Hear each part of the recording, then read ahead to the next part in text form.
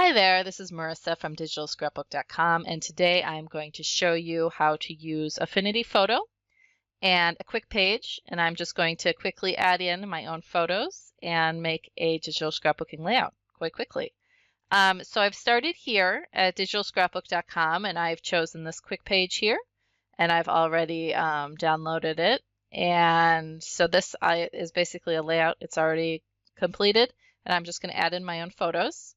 And we have hundreds of quick pages on the site, so you can pretty quickly and easily make a layout this way. It's kind of a good way to get started if you haven't done much before. So here's my folder with everything I've downloaded, and here's the quick page, and I'm just going to go ahead and drag that here into Affinity Photo, and I'm just going to drag this off to the side so we can see what I'm doing here. All right, so now here is my quick page in Affinity Photo, and over here, this is the main thing that you want is this layers panel here. So right now I only have one layer here. If you're not seeing this window open, you can come up here to Window and then Layers, and you'll find it there. So I have this, and now I could go ahead and drag from that folder I had open the two photos that I'm going to use, but you can also come up here, File, Open, and then you can browse for things there. But since I already have my photos over here, I'm just going to go ahead and drag them in.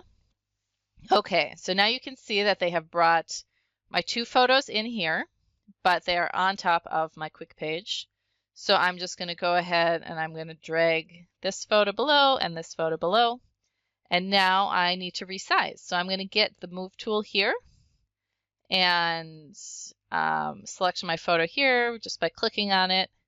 And then you can see this also brings up this nice transform box that I can use to resize my photo.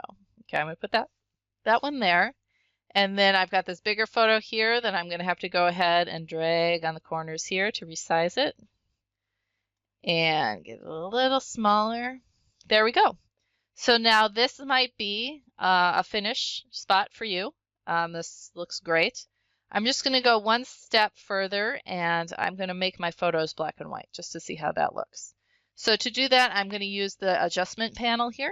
You can see that, and if you don't have it, it'll be here again, Window, Adjustment. So we're going to come here, and I'm going to look for black and white, and I think I will just choose Default.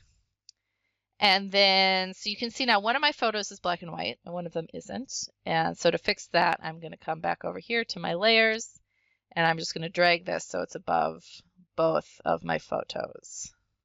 Oh, I turned it off. All right, so see this little dot? Turns it on and off. So we want to have it on right now. And then if you feel like it, you can also kind of drag around these lines here, which will kind of change how your black and white looks. You can make it warmer, darker, depending on how you want. So again, this is another great spot where you could stop, but I am going to go one more step. I'm going to make this feels not quite warm enough, so I'm going to make my pictures a little bit pink. So I'm going to come down here to get a new layer. So this little icon down here says Add Pixel Layer. Then I'm going to get my eyedropper here, and I'm going to select this kind of pink color, which you can see is shown up here. And then with my paint can, I'm just going to fill in this empty layer here. So you can see if we drag this up here, I have a whole pink layer. But I'm going to keep it here, and then I am just going to go ahead and I'm going to change kind of the opacity of this. So I'm going to set this to Overlay, and then I'm just going to turn down the opacity a little bit because I don't want it that pink. I just want it to have kind of a warmish glow. All right, so I am pretty happy with how this has turned out. So then when you are ready to save, you can come up here. You can do File, Save As, and then this will save it as something for Affinity Photo. So if you want to open it up again and work on it yourself, you can.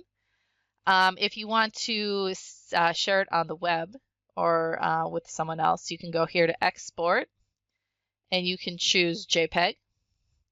And then you can export this so that you can share it, on Instagram, on Facebook, or on the website on DigitalScrapbook.com if you want.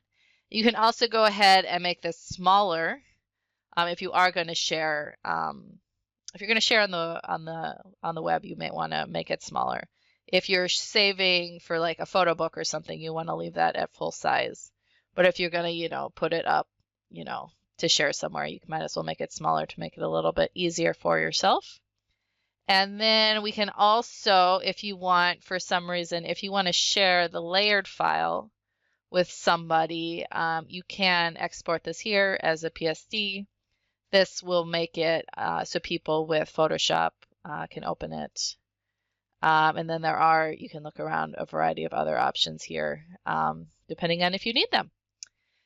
So I hope you found that tutorial helpful. If you did, please like and subscribe to my channel. And if you have any questions or comments, please leave them below. This is a new series that I'm starting in Affinity Photo. So if you have any questions about how to digital scrapbook in Affinity Photo, please let me know, and I will be happy to address them in future videos. Have a great day.